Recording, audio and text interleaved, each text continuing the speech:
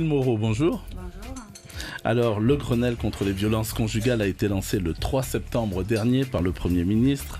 Cet événement qui se décline sur tout le territoire de la République a une première ambition, permettre de développer avec l'ensemble des acteurs concernés des mesures efficaces au plus près du terrain.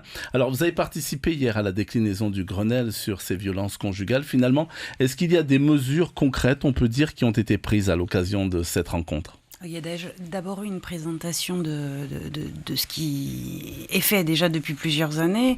Ensuite, les participants, puisque le gouvernement, l'État et les représentants de la société civile étaient présents, se sont quand même accordés, et je dirais que c'est une décision qui est plutôt récente, sur la nécessité de trouver des places d'hébergement, d'accueil d'urgence supplémentaires. D'accord, il n'y en a pas assez.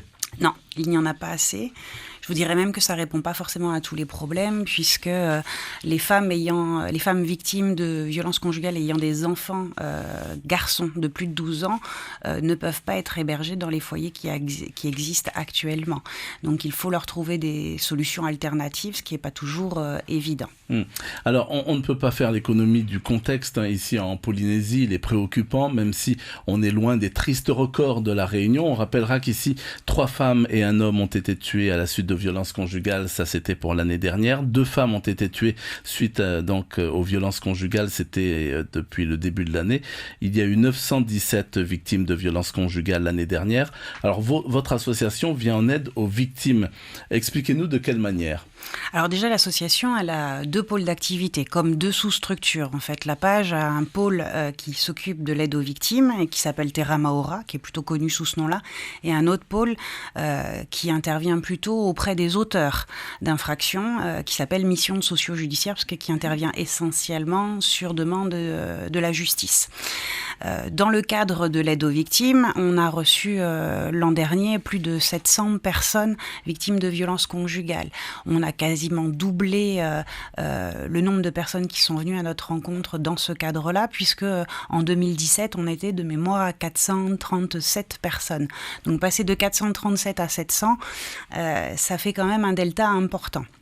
Alors c'est peut-être une bonne nouvelle, parce que du coup on peut peut-être en déduire aussi, non pas que les violences conjugales sont plus nombreuses, mais que simplement les personnes qui en sont victimes osent et se saisissent davantage des dispositifs qu'on met à leur disposition.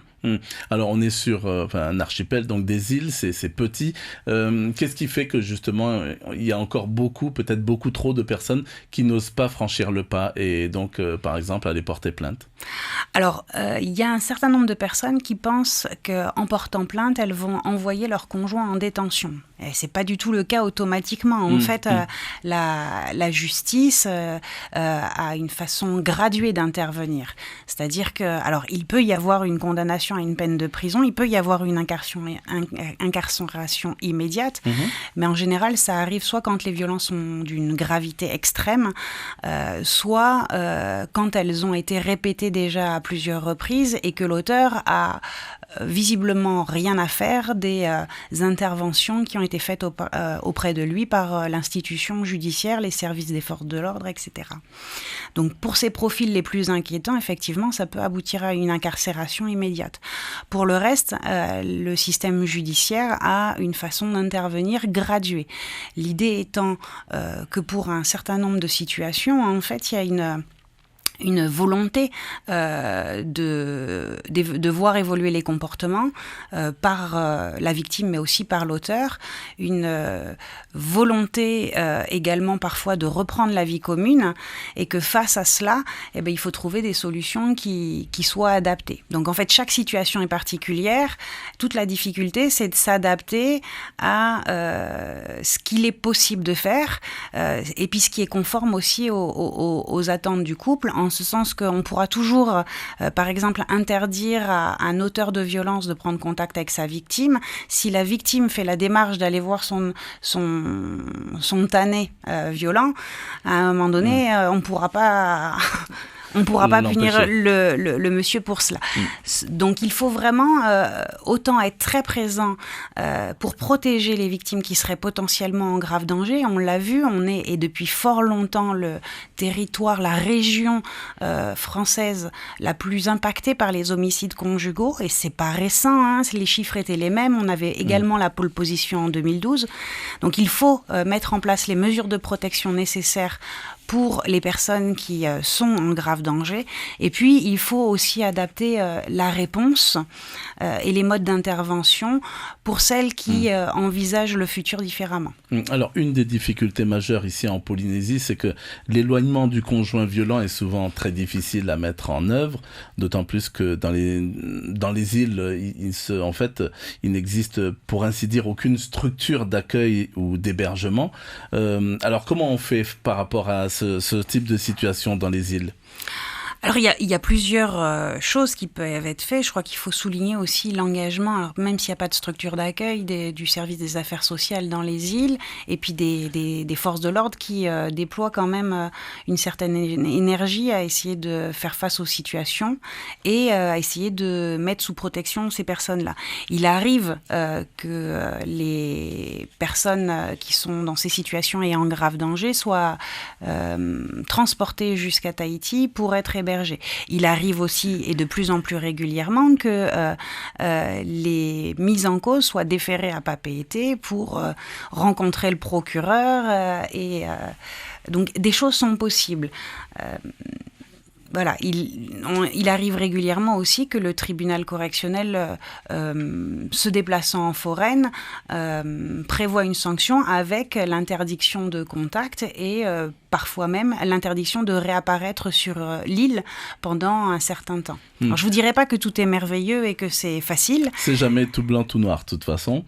On ne peut pas dire que les autorités ne font rien face à l'ampleur du phénomène. On peut rappeler par exemple que le groupe de travail violence conjugale œuvre depuis 2016 sur la mise en place d'actions concrètes en matière de violence intrafamiliale. De nombreuses actions ont vu le jour, mise en place de groupes de parole sur les violences conjugales, mise en place du téléphone grave danger. Il a même été créé une page Facebook procureur de la République sur la thématique des violences intrafamiliales, permettant de saisir le procureur par mail, notamment pour les victimes isolées depuis mars 2017. Alors, vous savez si cette dernière mesure marche bien ? Alors, il y a eu quelques signalements, effectivement, sur la page Facebook du procureur de la République. Alors, très souvent, les signalements sont plutôt relatifs à la situation des enfants. Et en matière de violence conjugale, il faut rappeler quand même que dénoncer les faits, dénoncer éventuellement son voisin qui tape sur sa voisine, c'est aussi essayer d'assurer la protection des enfants. Parce que les enfants sont véritablement des victimes de violences conjugales. On les appelle des enfants exposés. Mais comment grandir sainement dans un foyer où on voit de la violence en permanence ? Comment se comporter correctement à l'école ? Comment être concentré pour apprendre ses leçons quand on vit dans un contexte de tension ? Quand papa dit à maman qu'il aime maman et qu'il dit ensuite, et qu'il la tape, mais qu'il dit ensuite à son enfant qu'il l'aime, l'enfant, il est dans une situation d'insécurité, il se demande quand est-ce que le coup va intervenir. Parfois aussi, on l'apprend au moment des révélations de violences conjugales que les enfants sont également victimes de violences physiques. Alors, Cécile Moreau, après donc tout ce que l'on a énuméré comme, en tous les cas, mesures qui ont été prises, d'après vous, pourquoi, malgré donc toutes ces mesures déjà engagées depuis quelques années, on n'arrive pas encore à inverser la tendance en matière de violences conjugales ici en Polynésie française ? Je ne sais pas si on n'arrive pas, c'est une façon de voir les choses.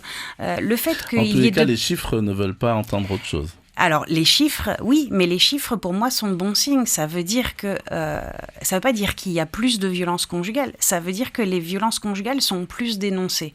En cela, c'est plutôt une bonne chose. C'est-à-dire que du coup, on peut mettre les moyens pour protéger ces femmes, on peut mettre des moyens pour accompagner ces familles, on peut aussi éventuellement mettre des moyens pour accompagner ces auteurs quand ils veulent évoluer. Très bien. En tous les cas, vous êtes optimiste, vous avez bon espoir quand vous regardez l'évolution, donc par exemple de la jeunesse au fénois, de phénomènes comme la drogue, comme l'ICE qui pénètrent. Vous pensez que la génération qui pousse, parce que bon, c'est beaucoup sur celle-là qu'on va aujourd'hui braquer les feux, il y a de l'espoir ou alors c'est presque perdu ? Non, il y a de l'espoir. Par contre, je pense qu'il est indispensable d'apprendre à l'école et en dehors de l'école des habiletés, de travailler sur les habiletés de communication et sur la gestion du conflit, de plus être dans une logique de je gagne, tu perds. Mais au contraire, de pouvoir travailler sur le conflit. On ne peut pas être tout le temps d'accord, que ce soit dans la sphère familiale ou au travail, dans ses relations avec les autres. Donc je pense qu'il est essentiel à l'école pour les plus jeunes, au travail pour les adultes, de travailler davantage sur cette gestion du conflit, sur des outils, comment échanger, travailler, comment on est plus fort en ayant des solutions négociées, plutôt qu'il y ait une personne qui décide et l'autre qui subisse. Je pense que si on va sur cette voie-là, on va réduire quand même considérablement les sources de tension et du coup les violences. Et pour les futures générations, on peut dire que le sport est un bon vecteur pour ça.